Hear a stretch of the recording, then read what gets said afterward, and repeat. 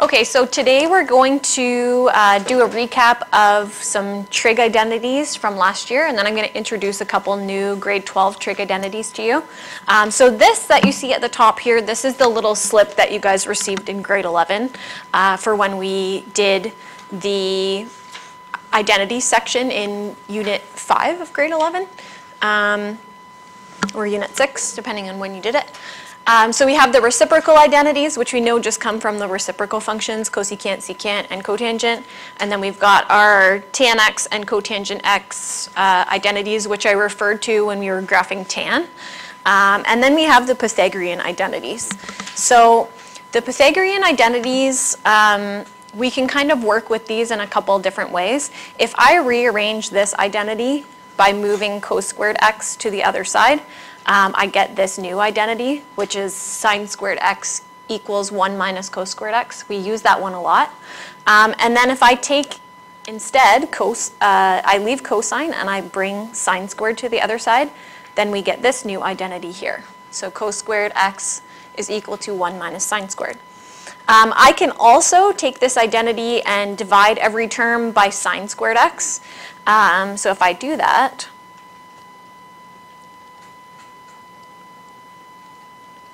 this becomes 1, which we see here. Okay, we know cos over sine is cotangent, so if I have cos squared over sine squared, that's cotangent squared. And we know 1 over sine is cosecant, so 1 over sine squared is cosecant squared. Okay, and we can do likewise, something likewise with cos squared x. So we end up with the second Pythagorean identity, tan squared x plus 1 equals secant squared. Okay, so with these identities, the reciprocal and quotient identities, I can also square both sides of those identities. So we can have something like sine squared over cos squared equals tan squared. So all of these are things that we worked with last year. A couple general tips for proving trig identities. We always separate our trig identities with the equal sign into left side and right side. You cannot cross over the left side and right side, so we prove them exclusively. A suggestion that we always give is to change everything in terms of sin x and cos x, just so you have a common couple trig identities that you're working toward. If you have fractions being added or subtracted, it's likely that you'll have to find a common denominator and combine those two fractions. And then we also use things like difference of squares. So if we see 1 minus sine squared, we can factor that in using a difference of squares into 1 minus sine x, 1 plus sine x. Same goes for 1 minus cos squared x. Okay, and then sometimes you may find that you need to use the power rule. I don't really have any identities for sine to the exponent 6, but I can write that as sine squared cubed. So sometimes we will use power rule of exponents in order to help us with our proving. Okay, so let's just do a quick recap here. I'm going to do a couple examples. These will just be like straightforward examples from last year. So we'll set up left side and right side. And I'm just going to simply copy the left side over and copy the right side over.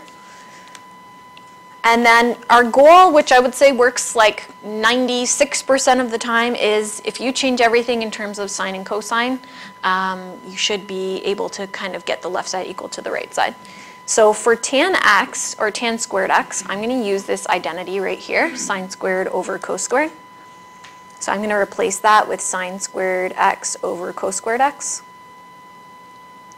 And any suggestions for what I can plug in for secant squared? 1 over cos squared? Yeah, 1 over cos squared. Okay, so I'm seeing fractions being added over here, so it's likely that we're going to have to find a common denominator here and put those together. So I'm going to think of this as if it's over 1, and we're going to multiply the bottom and top by cos squared x. Okay, just so that these denominators are the same here. Okay, and I'm just going to merge these together in one step here. So 1 times cos squared is just cos squared. Okay, always look at where you want to head from there. I want the top to be equal to 1. Where does that come from? How do I get that from sine squared plus cos squared? Pythagorean identity?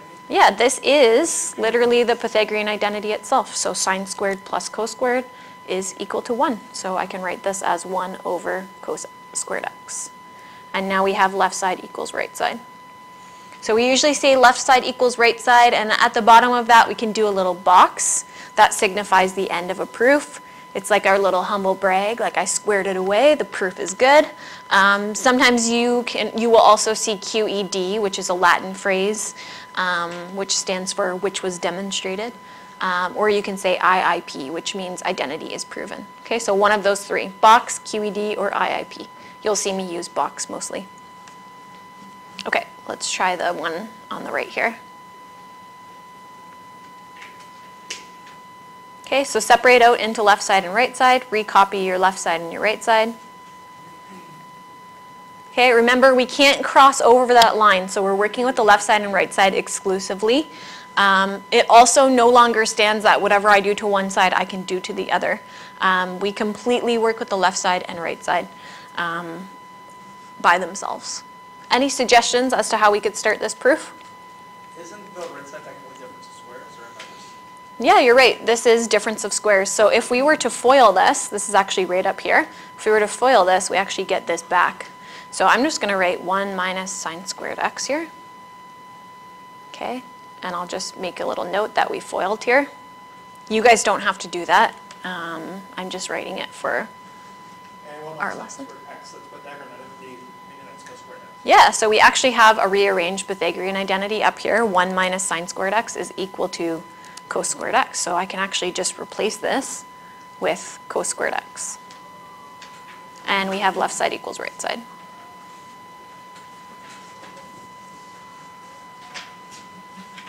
Alex. Are we going to get these two boxes on the back? So you're going to actually have a bigger trig identity sheet. You'll see on the front of your unit summary sheet that there's a big kind of full page trig identity sheet. So you'll get that whole page. Okay, let's try one more, and then I'm going to introduce some new identities to you.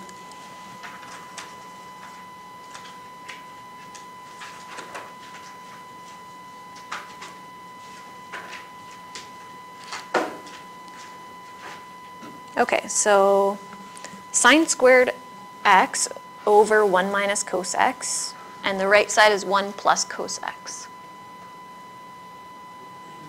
Okay, do you see any sine x's on the right side? Not a trick question. Do we see any sine x's on the right side? No, we don't. So I will probably have to do something with this in order to get it in terms of cosine, because we don't really have any sines on the right-hand side. Any ideas as to what we could use for sine squared x here? Sine squared x equals 1 minus cos. 1 minus cos squared x. Okay. Any thoughts from here?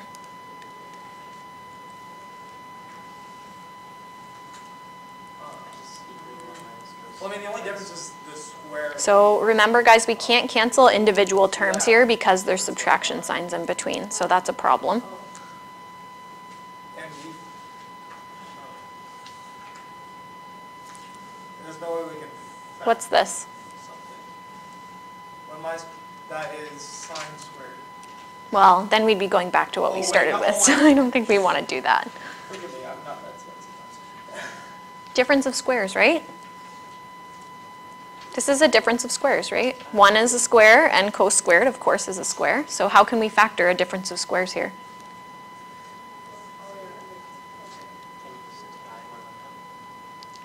No, we have to actually factor it. It goes into 1 plus and 1 minus expression. There'd be 1 plus cos squared and 1 minus. Well, not Close, squares. not cos squared. squares. Just 1 plus cos x and 1 minus cos x. Now, if I think about this as a full group, then we can actually cancel now, right? Because it's all multiplication happening. Yeah, good. So we're left with 1 plus cos x, and now we have left side equals right side. Okay, so we are factoring a difference of squares here.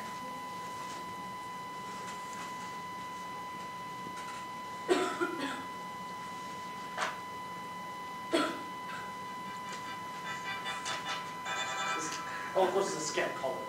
On my luck. Okay, any questions so far? All right, so that's your quick recap of your grade 11 stuff. Now we're going to get into some grade 12 stuff. So we're going to start with a new identity called transformation identity. You guys technically kind of already know this, but we're just going to formalize it as an identity here.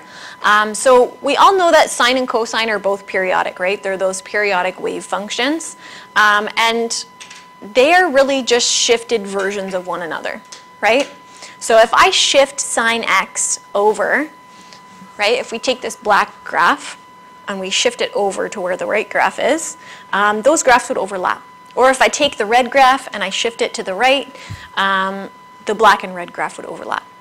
What are they shifted versions of? Like, what is the shift factor that I would need to shift the black graph to the left or the red graph to the right in order for those graphs to overlap?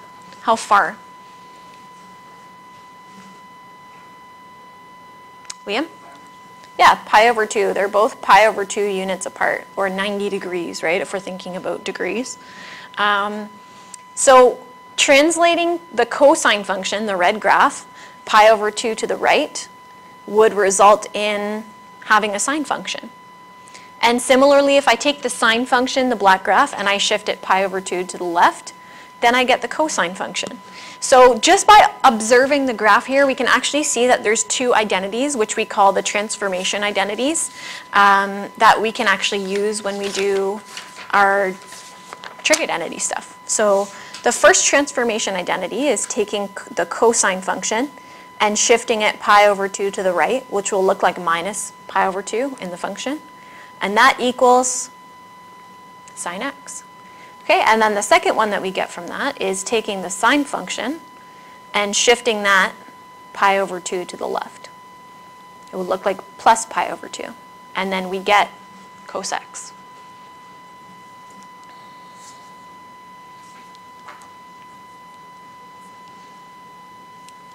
Okay, so these are basically, like, we can prove them mathematically, but just by observation of the graph is enough to say, like, oh, we can visibly see that these two things are equal. The graphs are equal of these. We also talked about even and odd functions. So if we remember that cosine, which you can see over here, what was cosine, an even function or an odd function? What did we say? Jonathan? Okay, so cosine was an even function. And algebraically, what we were saying is that the cosine of x is actually equal to the cosine of its negative counterpart, okay? Meaning the cosine of, let's say, pi is equal to -1, and the cosine of negative pi is also equal to -1. So we can actually see visibly that the cosine of the positive version of the angle and the negative version of the angle are actually equal. Okay, so algebraically, this is what even means. If I sub in a negative x, I get back out the original function. That's what we talked about in polynomials. We also talked about sine x and tan x. These are both odd functions. Okay, that's because we have that point symmetry on the origin where these can be rotated and they remain kind of mirrored over that rotation. So what this means is if I plug in a negative x in for sine, does anyone remember what we would get out from that algebraically? What's the definition of even and odd?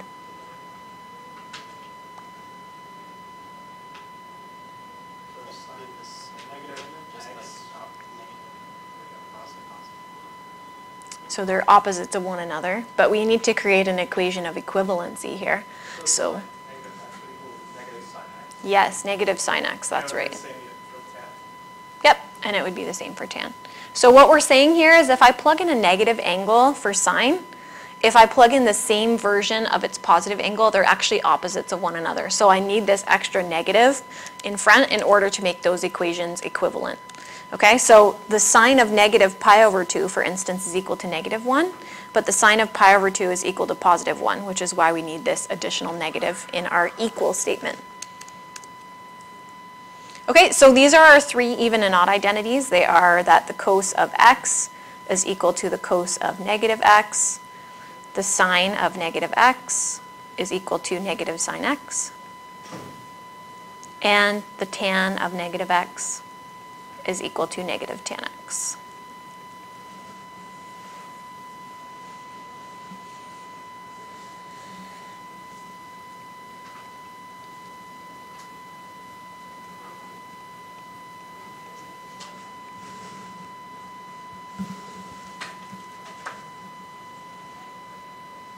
Okay, so we've learned 5 new identities so far. Not too bad.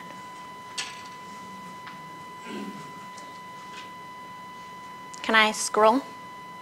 1 second? Okay.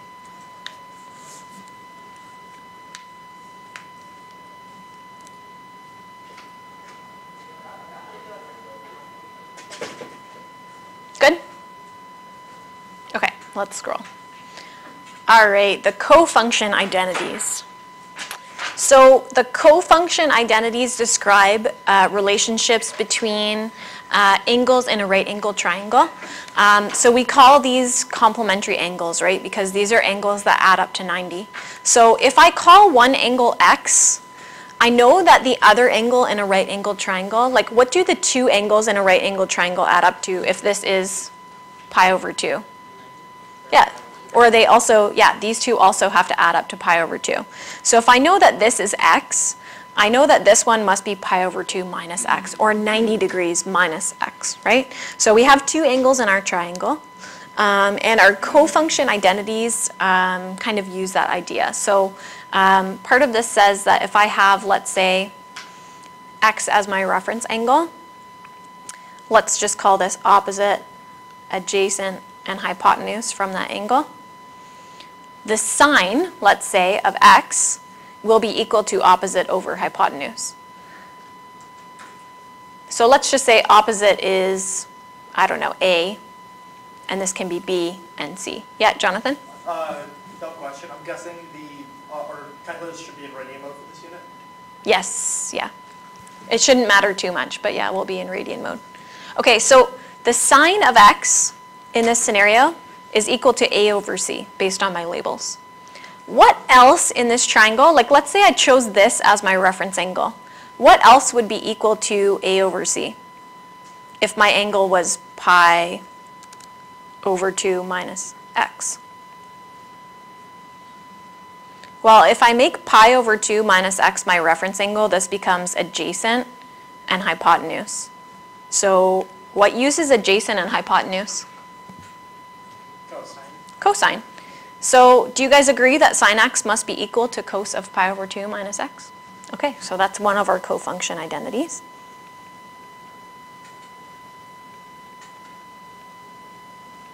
Okay, and then similarly, we can also have the sine of pi over 2 minus x. Okay, and that's equal in this case, this would be opposite in this case. That's equal to b over c. What else is equal to b over c? It would be cos for x. Cos of x, yeah. So that would be adjacent over hypotenuse. So the cos of x is also equal to b over c. So I have another identity that says cos of x is equal to the sine of pi over 2 minus x.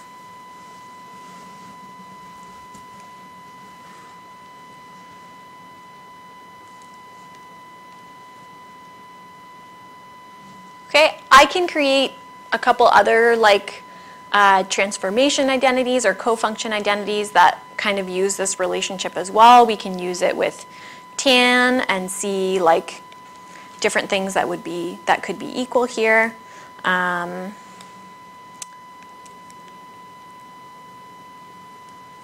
So let me just erase some of this here.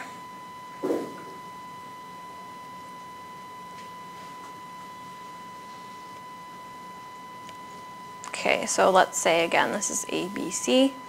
I can use like, let's say, cosecant. So the cosecant of x, what's the cosecant of x equal to in this triangle? So that would be c over a. Yep, c over a. What else is equal to c over a? That would be the secant of pi over 2 minus x. Yeah, secant of pi over 2 minus x is also equal to c over a.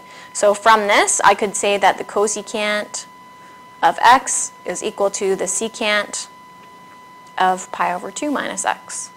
So we can use that again.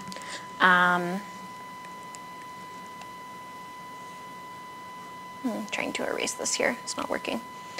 So we can create a whole bunch of other equivalent trig identities with these triangles as well. Okay, these are the main ones that we're going to be using. So these two are the ones that I'm most concerned about. But just be aware there's other equivalent identities that we can create. Okay, so we're going to prove the CoFunction identities using the transformation identities. So let's start with left side and right side.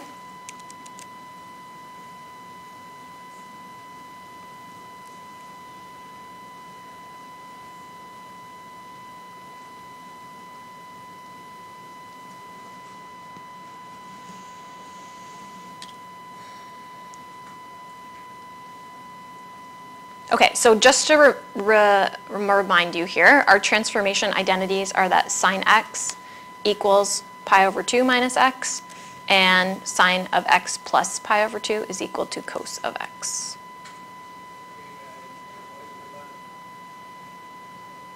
So, any ideas here?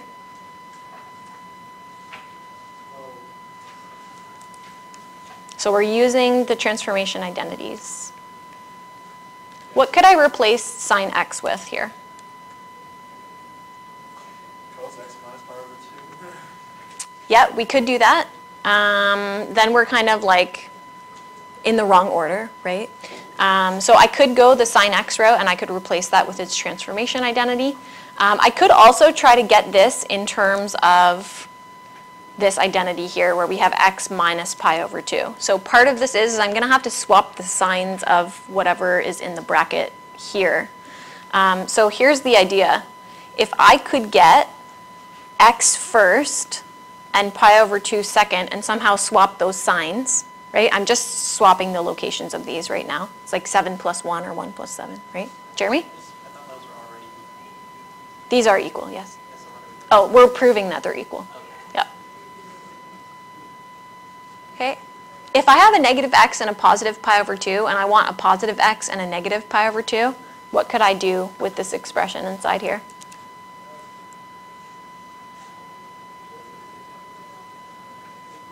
Could I common factor a negative out so that I have x minus pi over 2? Okay, so I'm just taking a negative out so I can swap both of those sides. Now we're pretty close to this, although this expression right here does not have a negative in front of it. But we did come up with something right here that might be able to help us. It says the cos of a positive something, no matter what that something is, it can be x, it could be y, it could be x plus 2. It will be equal to the cos of that negative something. Okay? So right now, I have the cos of a negative something. What is that equal to, given that cosine is an even function? Yeah, the cosine of the positive something. So the positive x minus pi over 2. And that's because cosine is an even function. Okay, and we know, given our transformation identity above, that sine is equal to the cos of negative pi over 2. So now I have left side equals right side. Or you could have replaced this with sine x, either one. That would have worked. Okay, so it doesn't have to be just x. Like the cosine of any positive something is equal to the cosine of its negative something. So we're using that idea here. Okay, we're going to do a similar thing with this proof over here.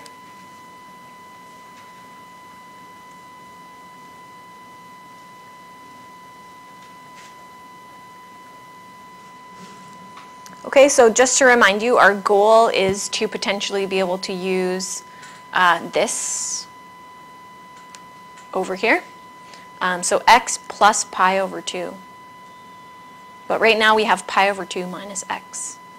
So I know that cos x is equal to the sine of x plus pi over 2. That's kind of our goal over here on the left-hand side.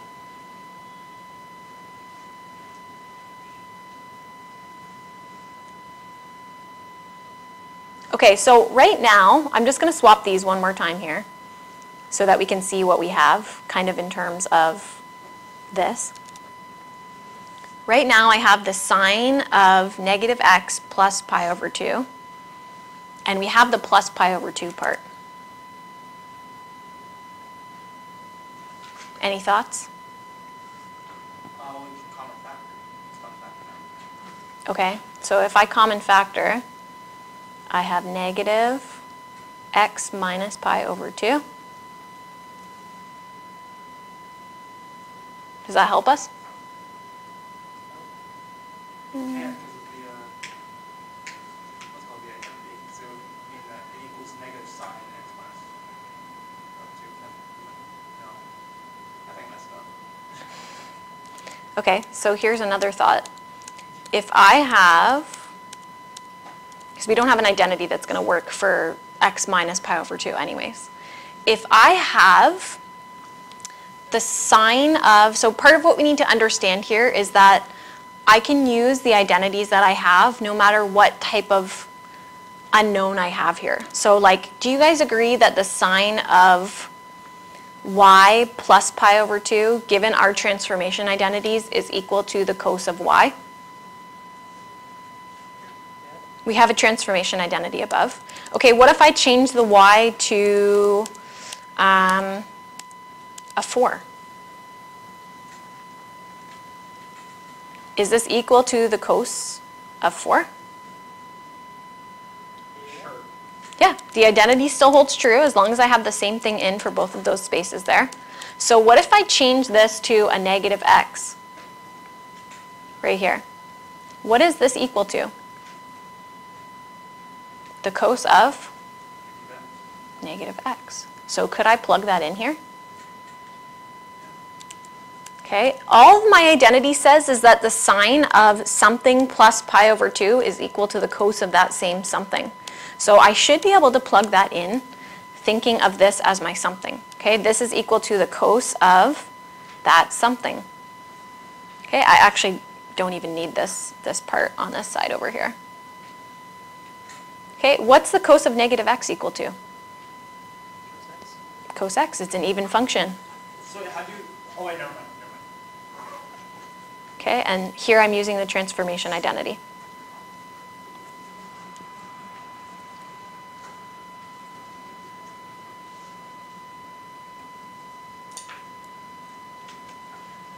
All right, so there's your proofs of the CoFunction identities. We have left side equals right side, just to finish off the proof here. And we're going to pause it there for today.